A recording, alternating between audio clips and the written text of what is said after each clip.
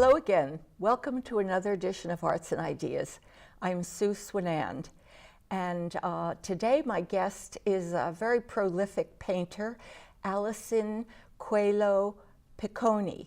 And she's not only a prolific painter, she's also a graphic designer and an illustrator and a web designer.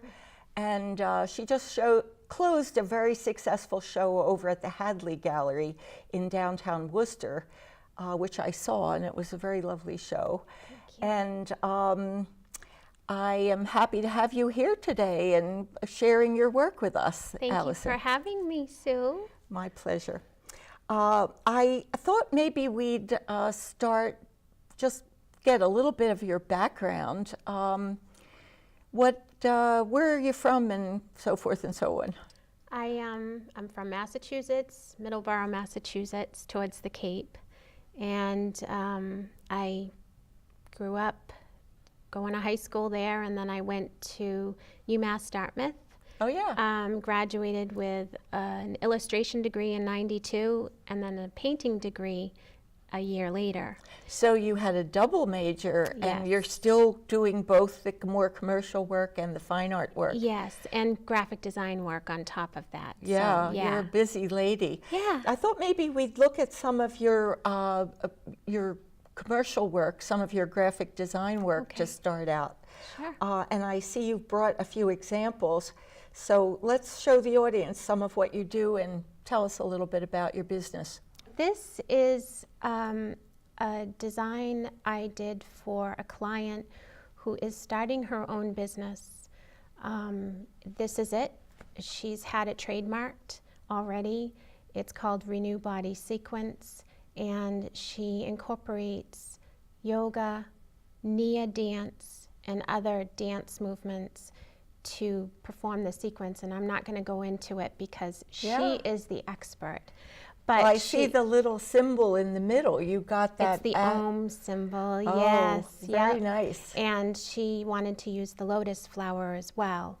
So this is her logo that I designed for her. Okay. And the next image, she has developed a video sequence for the movements that she has created for this yoga dance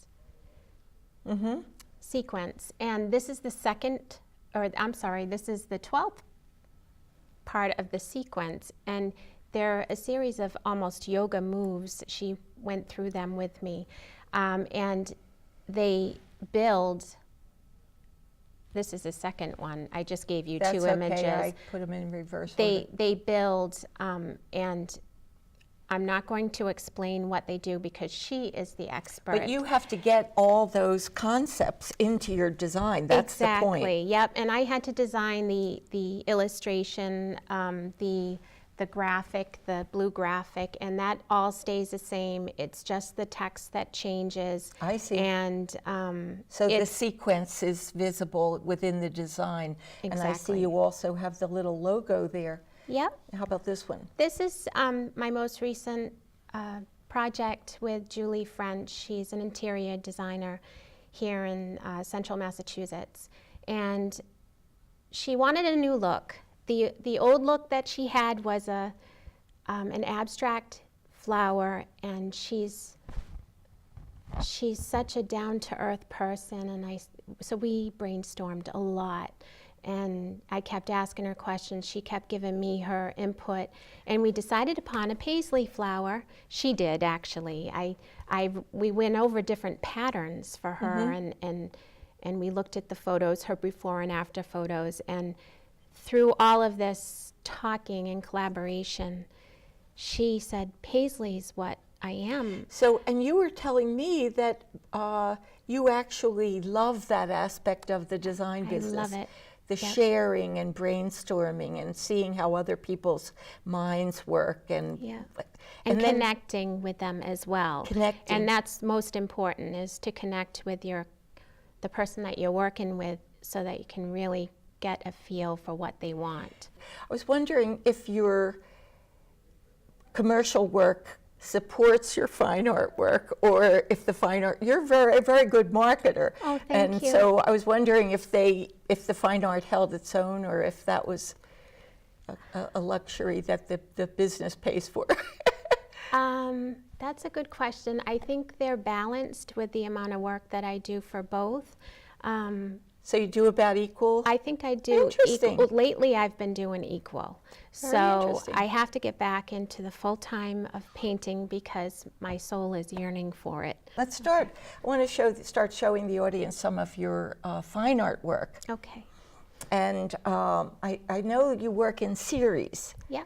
And you started with some of your earlier works here, and maybe that would be a way of telling the audience where you came from and how you got there. This series that I'm going to show is of the Queen Anne's Lace series, which started in 2009 and is still ongoing from time to time. But this Queen Anne's Lace series started as me representing the Queen Anne's Lace in winter. And there's a symbolic meaning to the series. The more I painted the same image over and over again for the first 5 or 6, I was like, why am I doing this? But it came back to me, and I knew that the Queen Anne's Lace flower was my mom and my grandmother's favorite flower, and we would pick Queen Anne's Lace in a field. My mom would take my sister and I in the field, and we'd pick the Queen Anne's Lace, bring it home, and put it in vases of colored water, and they would color overnight. Oh, for heaven's sakes. Yeah. So being outside with the Queen Anne's Lace and painting her and then bringing the paintings back into the studio really made me go back to my childhood. It was when my grandmother had passed, and it was me exploring my grief with her. This series represents the life and death and afterlife of a loved one who has passed. So this queen represents the mother, or the family figure that holds her petals or her family in her grasp. With all the little seeds. And then when she seeds in the fall, the wind will carry those seeds away and let most of them go so that they grow. I always love the fact that the Queen Anne's Lace in fall and winter, it's like a nest. Yeah. It's always like I always think of it a bird's nest. As a matter of fact, one time I did a sculpture where I put an egg in the middle. Oh. But the funny part was when it dried, it would open, and then, you know, the moisture was very significant. Yeah. So after I did a series of the same, almost the same queen standing in the field, I realized I needed to push it a little bit further. This was my aha moment, and in fact I had an emotional release when I painted this, because this was concentrating on one flower and concentrating on the movement within that one little flower of the Queen Anne's Lace. You mean one flower within the umbral? Okay. Yeah, yeah. So this was I my didn't realize emotional that. release. Well, that one has a lot of energy for sure, and you know, very powerful. You can feel the explosive energy of nature there, life. Thank you. Thank you. This one is kind of going back to being representational, but this is again a backlit Queen Anne's Lace in the spring/summer, and it was actually in the paw of my dog, who is sitting in the sun. It's called Stay With Me. Oh, how nice. And this one is like the, this one's called Flight, and this is just the queen releasing her seeds, letting them go, letting go of anger, letting go of sadness, letting go of worry. This piece is called Renewal, and I had started it back in 2010, I believe, and I didn't like it. 3 years later, I brought it back up on the canvas and I started working on it, and it's my most favorite. It sold, it was the first one that sold at my solo show, and it sold to a beautiful woman, and I'm so happy I keep in touch with her now, but this one is all about spring and the renewal of life. It's sort of dancing around, isn't it? Yeah. And this is almost the last one that I created, called Pure in Heart. It's large. It's 2 feet by 4 feet. Oh, wow. And the others are quite small? the others are like 18 by 24. Oh, okay. And then the small Stay With Me was 12 by 12. That's Okay. kind of my signature size. But this was large and it was fun to do. Pure in heart. Reminds me a little bit of O'Keeffe, you know, the way she's blowing up the flowers into these abstract shapes. I see the little tiny flowers within that vortex too. Very, very nice. Okay. I think that's it for the Queen Anne's Okay. lace. And then, so we say you're working in series, and you brought several others. What is this series? This series is a combination of where I live in Grafton, Massachusetts, and Such a beautiful place on the hill. it. Yeah, I love it's it so beautiful. much. So this piece is at the very top, and there is a dirt road that goes down to Potter Hill Meadows. It's owned by Grafton Land Trust. So I've done many series of Potter Hill Meadows, the landscapes, and just playing. This is pure acrylic and I think a little bit of ink. But when I first started painting again, not that this was one of my first, but I would cover the whole canvas with a color.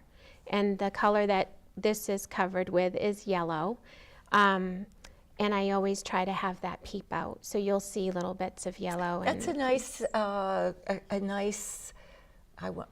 technique or device for unifying a canvas and also giving a little bit of pump and bounce and radiance and get that. A lot of people paint with a cadmium red underpainting, which really gives a base. I thought maybe you used cadmium red in a couple of I have, and orange too, cadmium orange. I'll use that as well. And it just makes the colors sparkle, I think. Yeah. Okay. So, and then this one's called End of Summer Fade, and it's at the top, but down that dirt road and looking up. So I was really it was a hot day, but down in the shadows, it was cooler. So there's a lot of these paintings that the horizon lines are higher than where I am. Because you're in the environment, you're in the field, you're Right. in.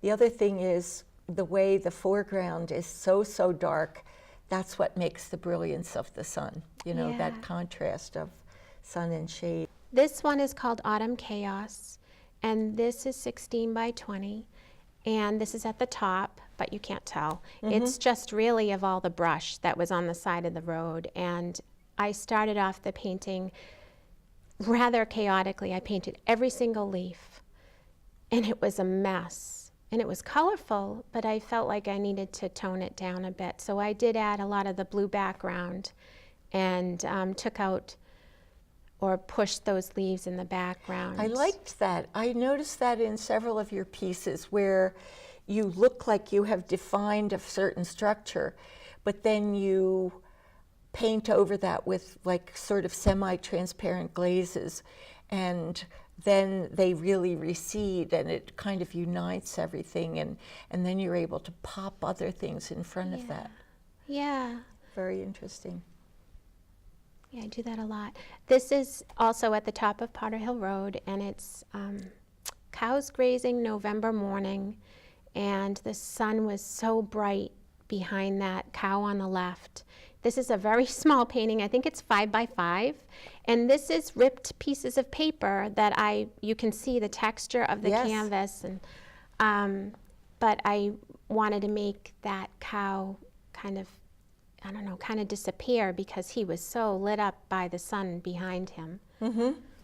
Sort of like a Bonnard. You know, it's funny when you get a small piece like that, it's amazing how the textures and the brushstrokes themselves become very important. The brushstroke will have a shape of its own and look enormous, so it gives a lot of energy to the piece because the brushstrokes are so powerful, even though they're little teeny. The scale is big in relation to the whole. Very cool. And of course I use small brushes for that. This is also a mixed media piece, so that it has torn pieces of paper You can see the edge of the paper Yes. along the sides of the canvas, and it's adhered onto the canvas. And I think before I adhered it, it was treated with water. So there, sometimes if I use photos, I use my own photos. Oh, you didn't tell us about the photo process yet. Yeah, and but that's kind of, this is like is this one of the photo collages? it is. Yeah. Yep. So I go back and forth between acrylic painting and then acrylic and mixed media. Mixed media being my own photos that I will either treat with water after they're printed on regular inkjet paper. So that kind of diffuses the photo and gives it a Yeah. little bit of misty, water- lost edges and Yeah. things like that. Very, yeah, almost watercolor. Yeah, it is watercolor. Well, yeah, it is because I'm not in the you're water spreading and the it's ink with the vehicle, exactly. which is water. It's just not watercolor paint, Yeah, but it's yes. water-based ink. Yes. So that's been fun, and it was just what I needed to, when I didn't want to just paint acrylic anymore, this is what I needed to break away. And Isn't it interesting how sometimes just changing your material a little bit, it gives you a whole new voice, a whole new way of saying things. It's Yeah. very Yep. enjoyable. Okay, so this next few bunch of, there's a lot, I think there's like 22 next pictures, series, yeah. is my new series. It's called The Freedom of the Seasons, The Pace of Nature, and that's where my show is At the at the Hadley. Hadley Yeah. and at Now Arts these Worcester. paintings that are behind us, you said those were also part of that series. They are. Even though they weren't in that show. But I remember seeing this one at the Arts Worcester exhibit, and I really find these two of my favorites. So Thank you. But Yep. so tell us more about that series. So this started in the fall of 2013. It's called Ancient Seeds, and it's based upon the Potter Hill Farm cornfield, and they use flint corn seeds. I started this piece with tons of modeling paste and color washes of acrylic. I mix acrylic with matte medium. Do you put the modeling paste on first before you put on any color? No, like to I'm- establish a texture composition? I mix modeling paste with color, Okay, and then I'll build translucent color washes on top. okay. Yeah. Are you actually designing the piece with the texture when you put that texture on, or is it just kind of a rough base that you're building on? It's a rough base. Okay. Yeah, it is in this case. Yep. So this is done with acrylic ink, the modeling paste. Did it start with the photo again? No No? photo in Okay. this. This is straight paint. This one also is acrylic and ink. This is called Winter Berries in Autumn. And this, if you remember Autumn Chaos, this is just another version of Autumn Chaos. These are winter berries, and there's all this brush behind them, and somehow I had to make them more prominent. Well, I like the way the background goes into an infinity. You know, it's kind of like the Byzantines putting a gold background. It creates almost a heavenly infinity behind the plant, which I find very nice. And that's funny that you say that, because this is where I started, and I've always wanted to include light in my work. Light is so important, and it's the focal point of this series. This is called Layers, and this is a small acrylic 5x5. I think it's 5x5, and this is with ink as well. And I think it is also textured. I have to put texture in my Yes. paintings. This is a rather large one. It's large for me. It's 24x30, and it's called Flood. And you see the light in it, and there's a Tyndall effect, which is when water vapors in the air hits light, it creates a ray or a beam, and so that continues in my series. I noticed that in several of them. This one's called Come to Light, and I forget the name of the bush that's in front of my house, but it's like a purple sagebrush or something like that. Maybe a plum? No? Go ahead. It's not a plum, Okay. but it's very close to that plum tree, the flowering plum tree.